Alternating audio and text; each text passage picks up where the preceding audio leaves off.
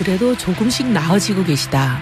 그거는 사실인 것 같아요. 예. 네, 저는 처음에 이제 공항에 딱 내렸을 때 국민 여러분께 정말 감사의 큰절 정도, 큰절이라는 게 뭐 땅바닥에 무릎 꿇고 이런 얘기가 아니라 정말 고개 숙여서 사실 그 유엔 사무총장이라는 자리는 본인의 능력이나 자질로 간 게 아니라 그렇죠. 대한민국의 외교부 장관이었다는 그걸로 간 거잖아요. 그렇죠. 당시 정권이 밀어준 예, 거죠. 정권이 밀어줬을 뿐만 아니라 그때가 이제 아시아 대륙의 자리가 오는 순번이었고 맞습니다.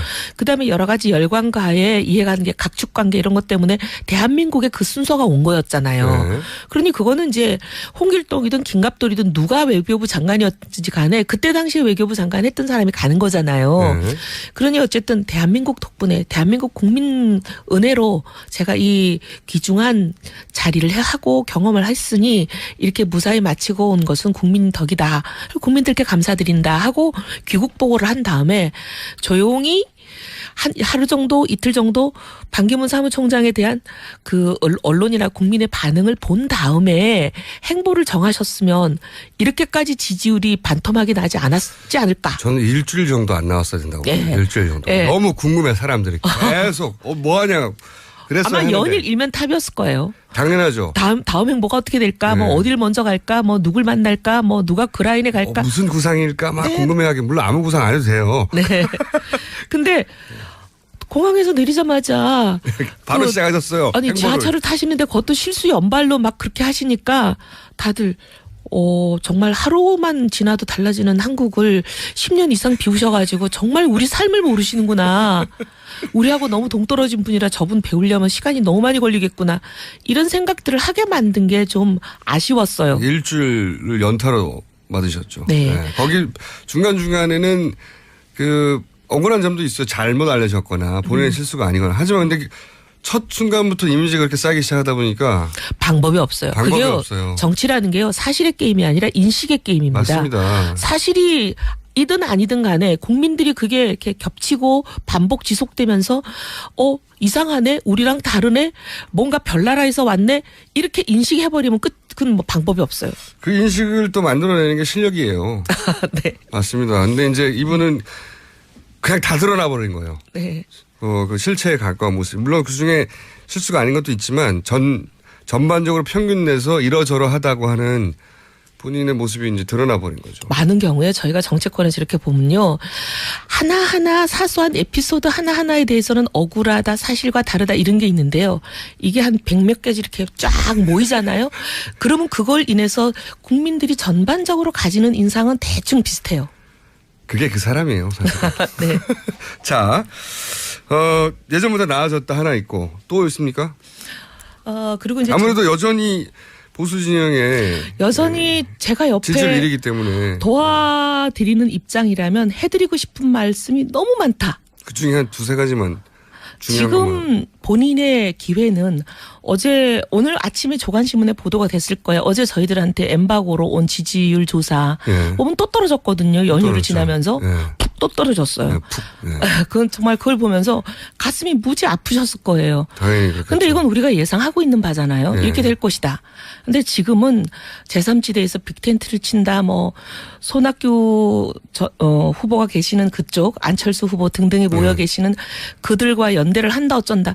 이거 굉장한 정치력과 리더십이 필요한 겁니다. 정의당도 만난다고 하고요. 네, 근데 예. 그게요. 네. 지금 그렇게 갑자기 이제 외계인처럼 한 10몇 년 안 계시다가 외계인 나왔어요, 외계인.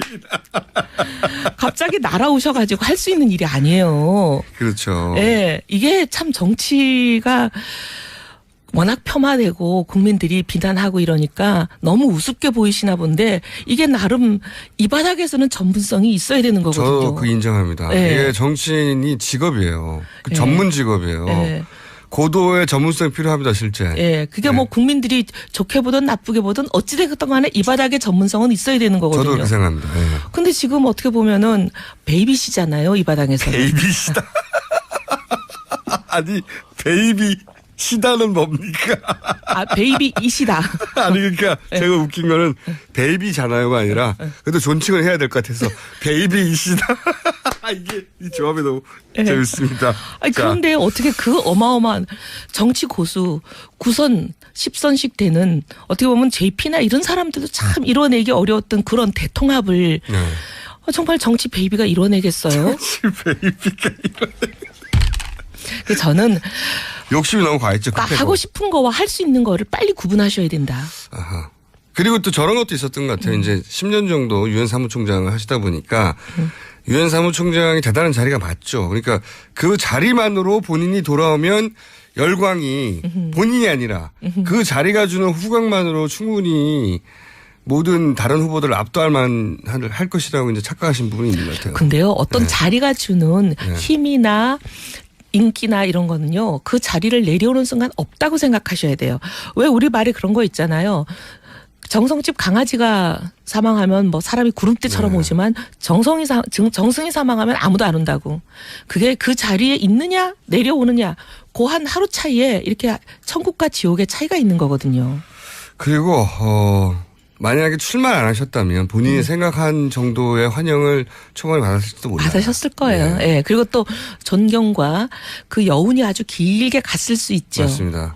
근데 이제 첫날 첫 행보부터 정치인으로 나섰기 때문에 사람들이 모두 싹 바뀌었죠. 저 사람 왜냐하면 정치구나. 우리가 검증하는 후보 때문에 대한민국이 올스탑이 되는 걸 지금 겪고 있는 이 와중에 또 오셨단 말이에요. 그러니까 검증의 눈이 날카로울 수밖에 없는 거죠. 네. 구락부 베이비시다 외계인 오늘 준비하신 겁니까? 지금 방언 터진 겁니까 이게 다. 자, 반기문 전 총장에 대해서는 나아졌지만 아쉬움이 여전히 있다. 예. 그리고 저는 이제 결국은 입당할 것 같다고 제가 예언 하나 해놓고요. 그런데 그렇게 생각할 수밖에 없는 것 중에 하나가 또 오세훈 전 시장이 결국 따지자면 MB 라인이라고 따질 수 있잖아요. 그죠? MB 개죠.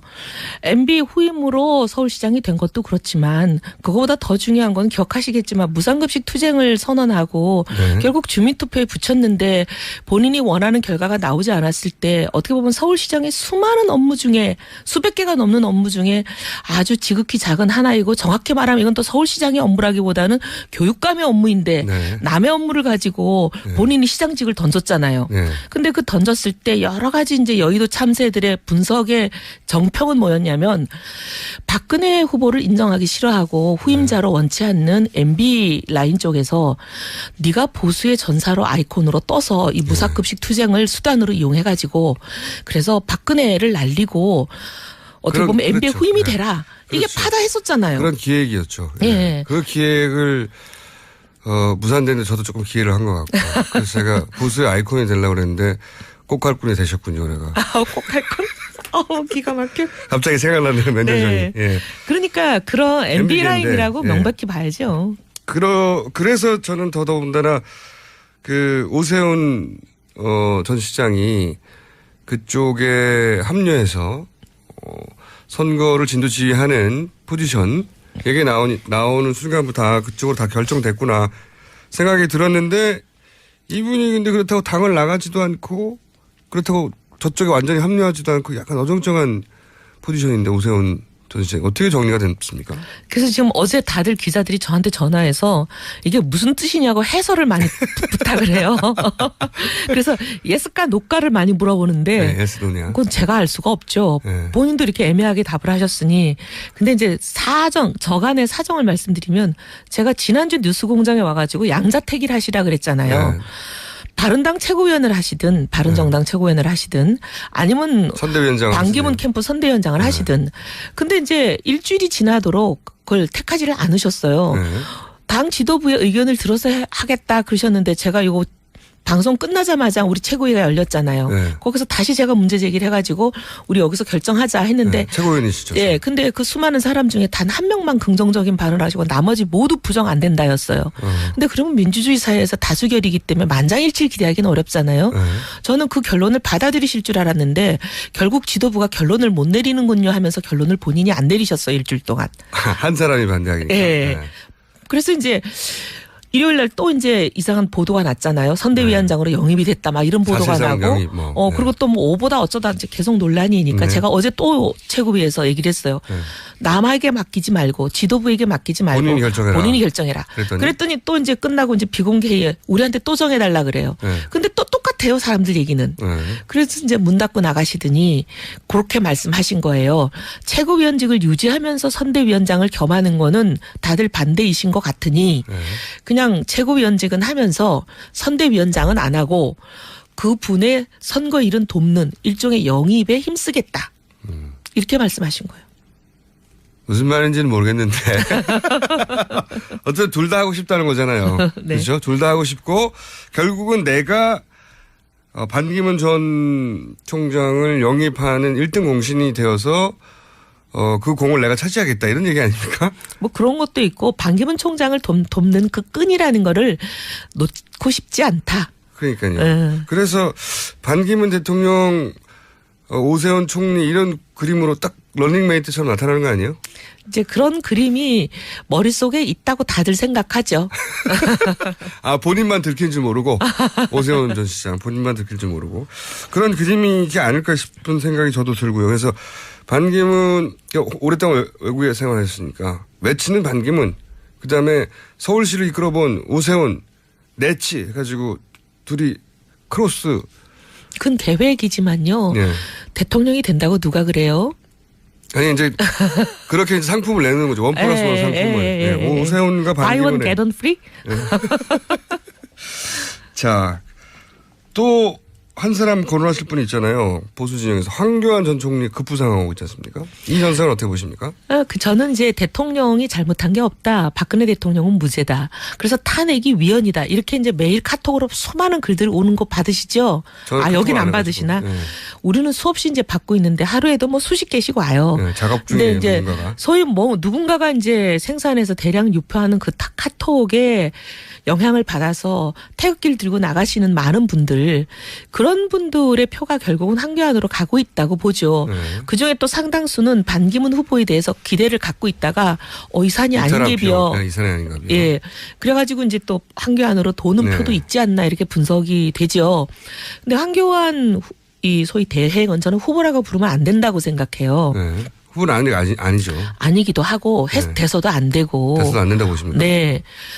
박근혜 정부 출범부터 지금 이 순간까지 단 하루의 공백이 없이 장관과 총리 딱 두 가지만 하신 분이에요. 맞습니다. 근데 총리가 박근혜 정부가 탄핵에 이르는 이 국정 실패에 책임이 없어요. 제1 책임자예요. 그렇죠. 대통령을 제끼고 나면 그다음 넘버원이에요. 네. 장관을 통할하는 사람이니까. 그럼요. 네. 국정 운영의 제일 책임자인데 어떻게 대통령이 이렇게 실패하게 만든 일에 그분은 책임이 없습니까? 근데 나올 것 같죠. 다들 그렇게 보지요. 그리고 기자들이 나올 거냐 안 나올 거냐 묻는 말에 답을 안 한다는 거는 그건 나온다는 뜻이에요. 우리가 오랫동안 한 사람을 봤잖아요. 10년 동안 나올 거냐 말 거냐 계속 물어보는데 답을 안 하다가 결국 나오신 분. 누구죠? 반기문 후보죠. 네. 늘 안 나온다고 똑부러지게 얘기 안 하는 사람은 나온다는 뜻입니다. 저도 그렇게 생각합니다. 그게 정치업법이에요. 네, 맞습니다. 네. 그리고 황 전 총리에 대해서는 거기까지 나와서는 안 된다. 책임이 있기 때문에. 그리고 이분이 이제 나오게 되면 보수 분열의 씨앗이죠. 왜냐하면 이분은 전 국민의 지지를 받지를 못하기 때문에 국민의 90%는 이분이 절대 돼서 안 된다 생각하니까 본선을 통과할 가능성은 거의 제로예요. 30초 남았는데요. 제가 그럼 유승민 지금 의원한테 한 가지만 여쭤볼게요. 전 대표에게. 단일화 얘기를 하셨는데 단일화 해야 된다. 누구랑 단일화를 말하는 거죠 지금 대상이? 문재인 후보를 제외한 거의 모든 사람에게 열려있다는 뜻이 아닐까 싶어요. 근데 보수 후보가 단일화해야 한다고 했으니까 네.